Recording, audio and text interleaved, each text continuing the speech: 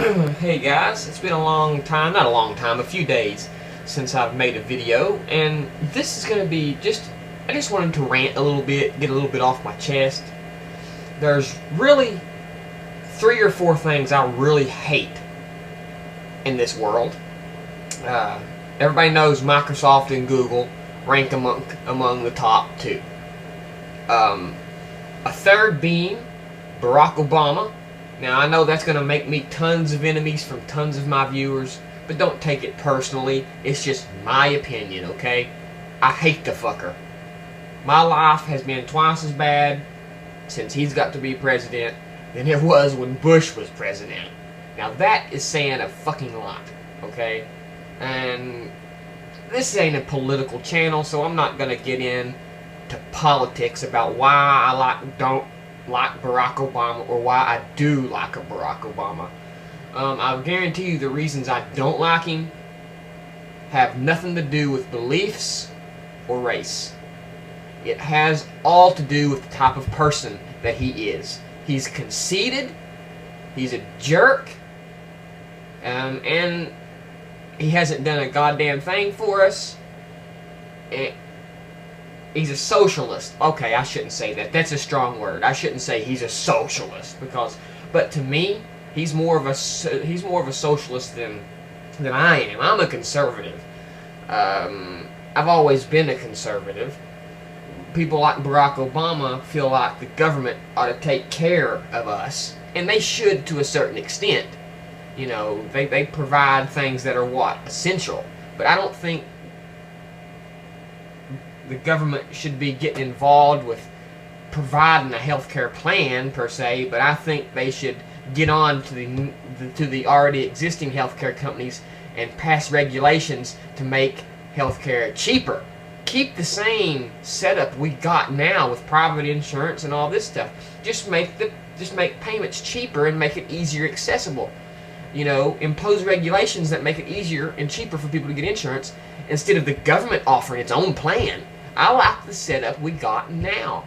You know, just because healthcare is essential don't mean the government has to provide it for us. I mean, food and water is essential too, and they don't provide that.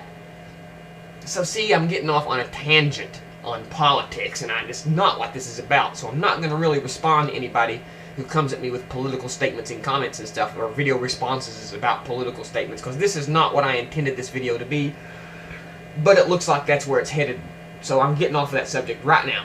So those are 3 things I hate. Microsoft, Google, and Barack Obama. What's the last thing on my list? Verizon. I take that back.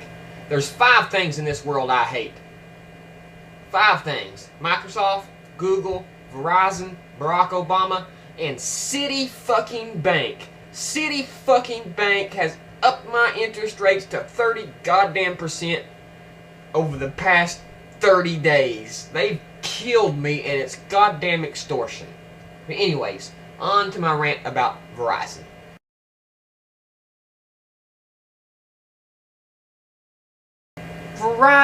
Verizon sucks. And you know why I think they suck? It's because they're boasting that they can handle the iPhones, and AT&T is just lackluster service, and it's because they're incompetent is the reason that they can't handle the service for the iPhone people. The service is terrible. I hear from everybody, the service is terrible. I try to get on, I only got 1 bar.